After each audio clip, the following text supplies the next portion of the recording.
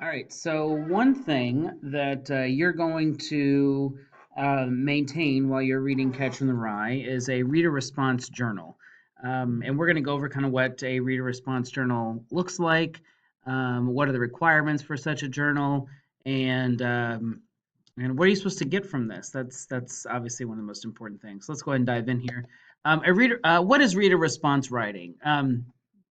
So reader response writing is really the concept is really quite simple. It's just a chance for you, being the reader, to speak back to the novel. You know, there are many times when Holden will break from the narration and talk directly to you. This gives you a chance to talk back to him. He says a lot of provocative things, a lot of things that might make you laugh, scratch your head, make you angry. Um, a lot of different things. So this gives you a chance to identify those passages which may seem, confusing or interesting or relatable or whatever, and gives you a chance to identify those passages and then write about them. And you respond to the passages by explaining its significance, or you could present questions that help you develop kind of a greater understanding of the piece that you're reading. So these are some things you could respond to. You could respond to conversation with the characters. You know, if you think Holden is changing in this part of the text, or if he is experiencing some kind of an epiphany where he's discovering something about himself, that would be a notable passage. You might comment on that. You could also comment on the plot. Maybe there's a major event that takes place, and this is a big moment in the plot. You might want to focus on that. The setting of the piece. You know, there are many times when Holden talks about the setting of New York City, and I think there's probably significance into why he goes into so much detail about currently where he is. So you could comment on the setting, and then if you notice any literary elements, any examples of figurative language, you want to comment on the tone of a piece, you could do that. Um, so there's that option as well. And then the other thing, and the last one's kind of tricky, but it'd be fun to kind of try to tackle is the author's intentions and motives. You know, why does the author write the way they do? Why is Salinger writing in this way? And finding passages that help you answer that question is something else you could look at. So what qualifies as a passage and what qualifies as a response? Well, a passage is any line or series of lines from the novel.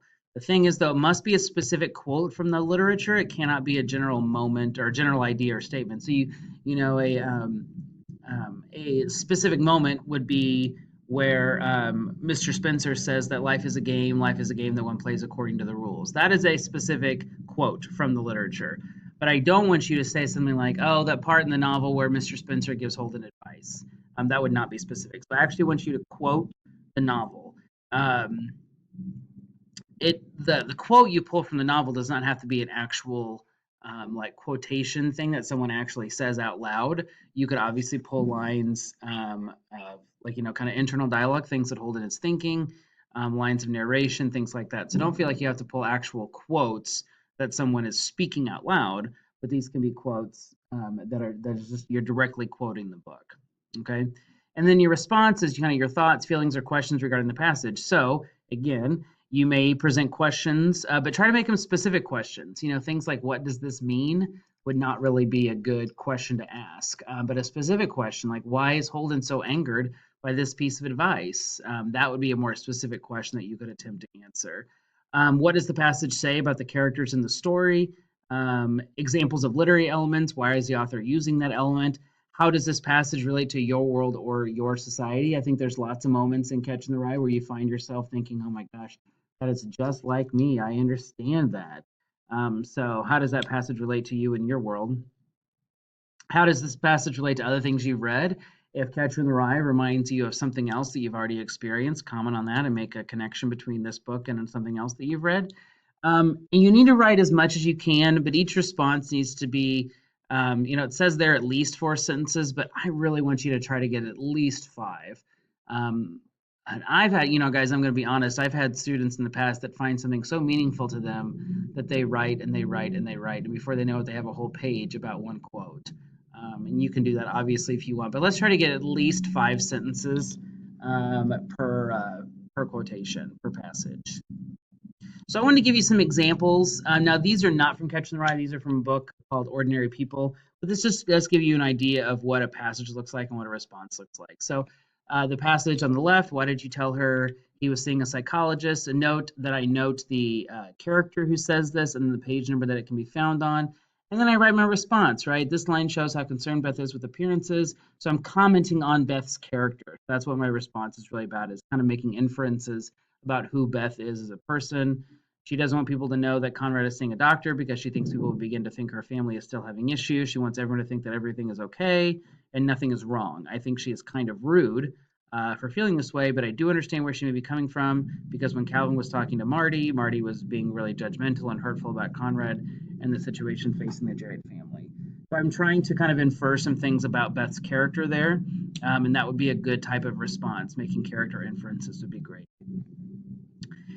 The other one, there's another good example. This is kind of like a series of quotations right here. It's a conversation between two people, and then I make my response here. Again, I'm kind of inferring about these two characters and their relationship with one another. So I didn't really understand why Conrad would be upset with himself for seeing a doctor. It's showing that he wants to get better. He wants to make things right in his life. Why compare himself to Karen? So I'm kind of asking some questions about Conrad's character. I'm trying to answer them as best I can. So obviously there's an example of asking a question right here, but then proposing an answer to that question, which is right down there. Okay. Now this would be a bad example. I'll have a Coke, Conrad says, and Conrad should not be having caffeine and needs to be drinking water instead. It's really essential, guys, that you find passages that are meaningful, that give you something to write about. If you don't find meaningful passages, you're not going to be able to do this very well. So it's really important that you pick out things that are vital and really important to understand about the text. Okay. So here are the requirements. You need to have at least 3 passages. You must have 3 passages and responses for each reading section. There will be 4 reading sections, so there'll be about 6 per week. Passages and responses will be kept on a Google Doc, and you're going to share that Google Doc with me immediately. And then once the assignment is done, just so I can check it and make sure you're good. And then once the assignment is done, you'll submit the whole thing to Schoology when we're done with the whole thing. Please make sure you note the page number and the person speaking. Again, responses, let's try to make them at least 5 sentences. I know it says 4 to 5. Let's try to make them at least 5 sentences. And again, and this is also important too, right down here. If you want to quote a long passage, don't feel like you have to write the whole thing out. You could if you wanted to, but you don't have to. You could either write the part that you feel like you really, really need, or just write the first sentence or first few words of the first sentence and the last few words of the last sentence, so I can at least identify what you're discussing, and you can kind of do the ellipses, the dot, dot, dot right down here, okay? So I'm totally fine with that. As long as you note the page number right here and the character who's saying it right over here, that would be great, okay? So by the end of this week 2, you should have 6 passage responses done. You need 3 done by Wednesday, and then you'll need 3 by Sunday. So just make sure you're getting those things done. Let me know if you have questions. Happy reading, happy writing. Good luck. See you guys.